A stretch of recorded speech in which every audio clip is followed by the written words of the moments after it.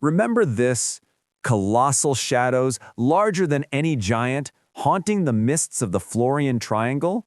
A mystery never solved. We dismissed it as a horror story. But what if I told you those aren't shadows of monsters? They're the shadows of prisoners. What if the world government's greatest secret isn't a weapon, but a prison? A prison containing the army that will bring about the dawn of the world. This isn't just a forgotten mystery. It's the final piece of the puzzle of the final war. Today, we will illuminate the mist and reveal the colossal power that awaits the call of its true master. Let's go back to Thriller Bark. Before we found Moria, the crew witnessed something that defied logic. Gigantic humanoid figures with glowing eyes emerging from the fog. They were so large that they made the Thousand Sunny look like a toy. Lola warned us that ships mysteriously disappear in that area every year. Moria's explanation, with its zombies, never seemed sufficient to explain the scale of that mystery. Those shadows weren't zombies from ores. They were much, much larger. They were the size of an island. The world government and the Navy actively avoid that area of the sea. Why? They have the power to investigate, to send admirals. The truth is, they don't avoid it out of fear of the unknown. They avoid it because they know exactly what's there. The Florian Triangle isn't a haunted place, it's a quarantine zone. A secret they've kept for 800 years. The constant fog and the malfunctioning log poses aren't natural phenomena. They're the bars of a cage. The existence of Kuma, who can repel himself anywhere, never sent him there. The absence of any known devil fruit that could explain this phenomenon suggests its origin is much older and more technological. It's a blind spot on the world map, intentionally kept that way. We've seen a creature of this scale before, and it's been walking around for 800 years. The theory is this. The creatures trapped in the Florian Triangle are of the same species as Zunisha, a race of colossal, sentient elephants that lived during the Void Century. We thought Zunisha was unique, an anomaly. But what if he is the last one at large?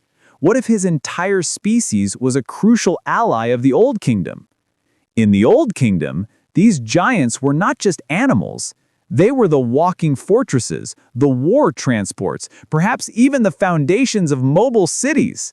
They were to the Old Kingdom what dragons were to the Targaryens, a force of nature under the command of Joy Boy. When the Old Kingdom fell, the world government couldn't simply kill all these creatures.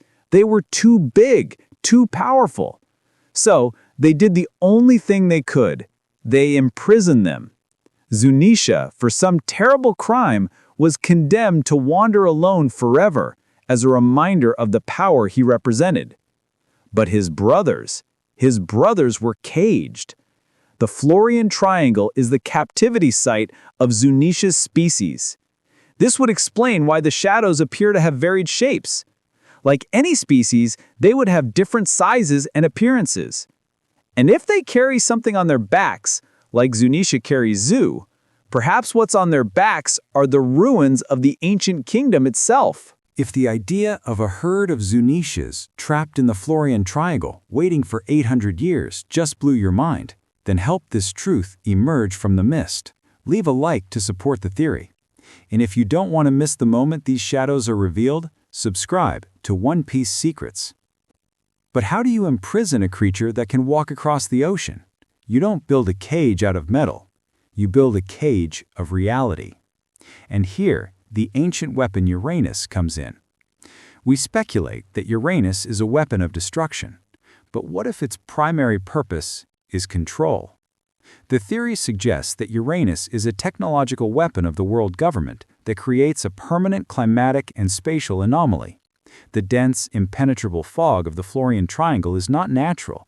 It is generated by Uranus. This fog not only blocks sunlight, but also distorts perception and magnetism, causing anyone who enters to be lost forever. It is a perfect prison without bars. The creatures inside cannot find their way out, and no one from the outside can find their way in. The world government doesn't need to guard the prison. The prison itself is the guard. The shadows we see are the rare moments when one of these giants approaches the edge of the anomaly, their silhouettes projected against the dense fog. They are there, walking in circles, lost for 800 years. Uranus may be the source of the energy that fuels the mother flame, but its primary function would be containment. A massive-scale area control weapon, ensuring that Joy Boy's greatest assets could never be used again. But every prison has a key, and that key has just been awakened. How was Zunisha able to communicate and act? Only when it heard the drums of liberation and received an order from Momonosuke, Odin's heir. This establishes two rules.